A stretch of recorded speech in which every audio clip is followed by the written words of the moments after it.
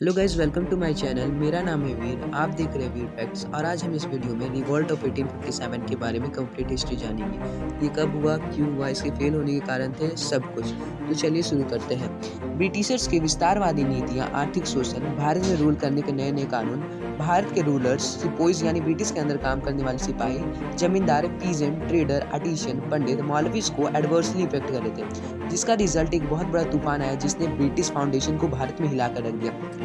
भारत में battle of Plassey यानी 1757 से लेकर 1857 तक सिचुएशन एकदम शांत और ट्रबल फ्री नहीं थी। इसमें बहुत सारे रिलीजियो पॉलिटिकल वायलेंस हुए, ट्राइबल मूवमेंट हुए, प्रेजेंट अपराइजिंग हुए, एग्रीरियन राइट हुए यानी कृषि दंगे हुए। ब्रिटिश ईस्ट इंडिया कंपनी के शुरुआती दिनों से ही भारत में कुछ न कुछ विद्रोह चला ही आ रहा था और उन्हीं में से कुछ बने 1857 के युद्ध के कारण। Let's know about the causes of the war. British east India company ने भारत के हैंडीक्राफ्ट इंडस्ट्री को एकदम डिमोलिश कर दिया और उसकी जगह ब्रिटिश सामान को प्रमोट किया। ब्रिटिशर्स ने किसानों के लिए इतनी ज्यादा हाई रिवेन्यू लगा दिए जिससे उनका जीना मुश्किल हो गया। ब्रिटिशर्स ने इंडियन ट्रेड को अपाहिज कर दिया हाई टैरिफ ड्यूटीज लगाकर और अपनी सामानों में टैरिफ ड्यूटी कम कर दिया। ब्रिटिशर्स ने इसी तरह बहुत सारे कानून लाए जैसे subsidy alliance, rule of law, doctrine of lapse, जिससे भारतीय शासकों को बहुत ज्यादा नुकसान हुआ। ब्रिटिशर्स सिपोइस को बहुत अनइक्वली ट्रीट करते थे। ये सब का गुस्सा भड़क रहा था, बस जरूरत थी तो एक चिंगारी की। तभी खबर आई थी 1857 में ब्रिटिशर्स ने एक न्यू राइफल इंट्रोड्यूस किया है। ब्रिटिशर्स ने एक न्यू राइफल जिसका नाम पेटेन A53 था इंट्रोड्यूस किया।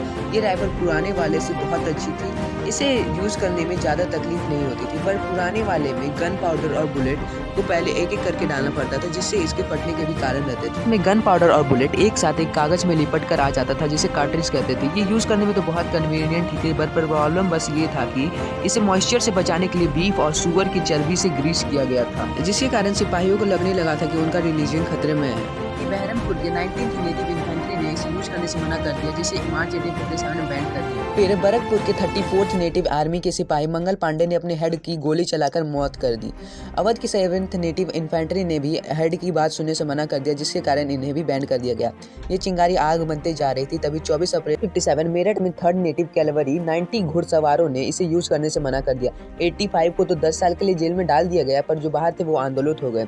उन्हें 10 में 1857 को जेल में गए घुड़सवारों को रिहा कर दिया और इसके जो बीच में आया उसे मारते चले गए। रिवोल्ट को बड़े स्तर पर पहुंचाने के लिए दिल्ली तरफ मार्च की, जिससे रिवोल्ट पूरे देश में फैल चुका था। दिल्ली के लोकल इन्फेंट्री के सिपोइस भी इसे ज्वाइन कर दिया और दिल्ली को कैप्चर करने की सोची। ब्रिटिश ईस्ट इंडिया कंपनी ने इसे सप्रेस करने के लिए सिपोन फ्रेजर को भेजा, जो एक पॉलिटिकल लीडर थे, पर इसे मार दिया गया। उसके बाद लेफ्टिनेंट विलोबी, इसे भी मार दिया गया। बहुत सारे सोल्जर्स को मारने के बाद इंडियन सोल्जर दिल्ली को सीज कर लिए और उसके बाद सिपोइस बहादुर शाह जफर को एम्पायर भी डिक्लेयर कर दिए और बहादुर शाह जफर लीडर बन गए थे। बहादुर शाह जफर ने सारे रूलर को लेटर दिखा कि अगर सब मिलकर ब्रिटिशर्स के खिलाफ लड़े तो इसे खत्म किया जा सकता है। इसका प्रभाव बहुत हुआ और रिवोल्ट तेजी से फैला। सूबेदार भगत खान ने ब्रिटिशर के खिलाफ बगावत कर दिया और आ गए दिल्ली। शाह जफर ने सारे डिसीजन लेने के लिए एक कोर्ट स्टैब्लिश किया जिसमें 5 आर्मी मैन और 6 सिविलियन थे। राजा के वीक होने के कारण सारी लीडरशिप भगत खान के पास आ गई। 1857 के रिवोल्ट के मेन सेंटर थे दिल्ली, बरेली, झांसी, कानपुर, लखनऊ, आरा, फैजाबाद।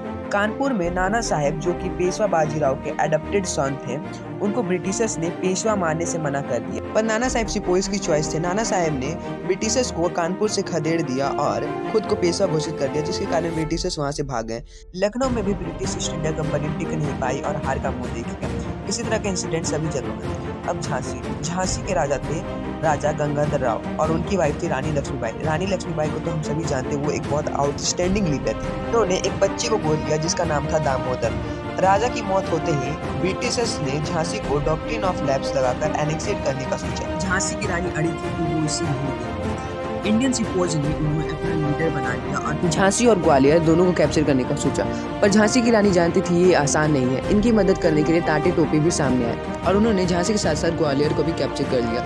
पर यहाँ से एक टर्निंग पॉइंट शुरू होता है कि फिर से ब्रिटिशर्स ने 1857 में ग्वालियर को कैप्चर कर लिया। रिवोल्ट में सिविलियंस ने बड़ी मात्रा में पार्टिसिपेट किया, पर जॉन निकोलस ने 20 सितंबर 1857 को दिल्ली कैप्चर करके बहादुर शाह जफर के दोनों बेटों को मार दिया, जिसके कारण मुगल सल्तनत खत्म हो गया। धीरे धीरे ब्रिटिशर्स सारी जगहों को कैप्चर करते गए और रानी लक्ष्मीबाई की इस दौरान मौत हो गई। और इसी तरह ब्रिटिश ईस्ट इंडिया कंपनी सारी जगह पे फिर से रीएस्टेब्लिश हो गई और रिवोल्ट 1857 फेल हो गया। इसके फेल होने के कई कारण थे, जो चलिए जानते हैं इसके फेल होने के कारण के बारे में। पूरे भारत के लोगों ने साथ नहीं दिया और जगह जगह में ये रिवोल्ट हो रहा था, वहाँ के लोगों ने इसे ज्वाइन नहीं किया।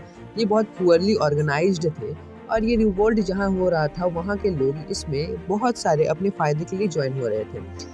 अगर 1857 रिवोल्ट पूरा हो जाता तो आज भारत की चिड़िया ही रहता और 1857 में ही आज़ाद हो जाता। रिवोल्ट में बहुत सारे लोगों ने अपनी जान कुर्बान दी, पर फिर भी ये फेल हो गया, जैसे बाल गंगाधर तिलक, रानी लक्ष्मीबाई। और हमें आज़ादी तो 1947 में मिली। तो आज की वीडियो के लिए बस इतना ही। अगर वीडियो अच्छा लगा हो तो लाइक कर दें और चैनल को सब्सक्राइब करना ना भूलें। Thank you for watching. Thank you so much.